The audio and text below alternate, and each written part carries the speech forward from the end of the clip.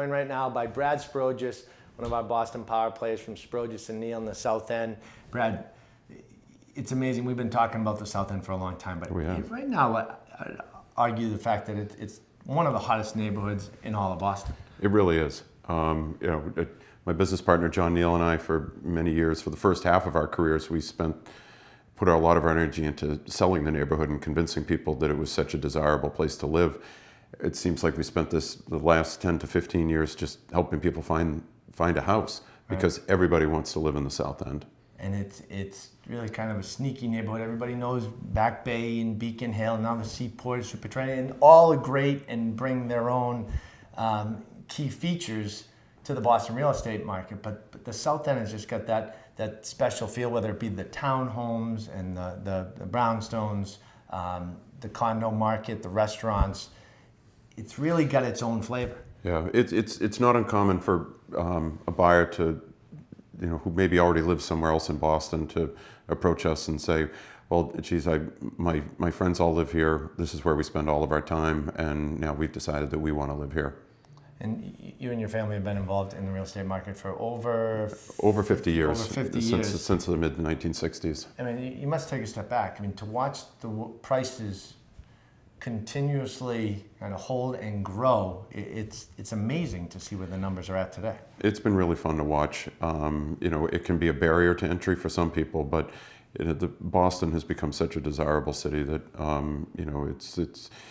we've just seen the numbers go up in terms of what people are paying for houses. If somebody's coming in from out of town and they're just looking online, the big named websites, I won't name any, but you know what I'm talking about, and they see the numbers. I mean, I feel like in a neighborhood like the South End, it's tough to understand the prices unless you're really with the people that know what's going on. Because it's not just about what you see on Zillow or MLS, etc. You're exactly right, because there's a lot of property is sold in Boston that never hits the open market. So you're not going to see it on any of the popular websites that are out there.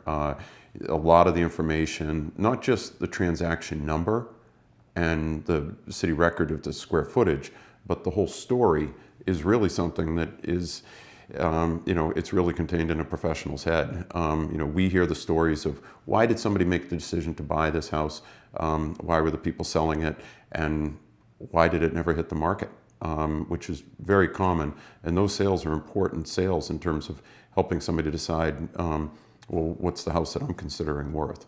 Right, especially at those higher price points, right? I feel like it's just different from, let's say, the typical buyer in and around $1 million, which is tough to even come by in the South End now. But when you get up into those higher numbers, $5, $7, $10 million, it all comes down to the value to the buyer, how you structure the deal. It makes a difference who's driving the bus and bringing in the color to bring that deal together. Well, that's right. And there's even, to really understand it too, is what's the total investment, because frequently somebody pays even $4.5 million for a house that they're going to do a full gut renovation. And then the variable is how much did they pay to renovate it. And so when you're considering the value of a house that you're looking at across the street, considering the house that you're possibly going to buy, you need to understand that they could be into that house for $7 million with acquisition and construction.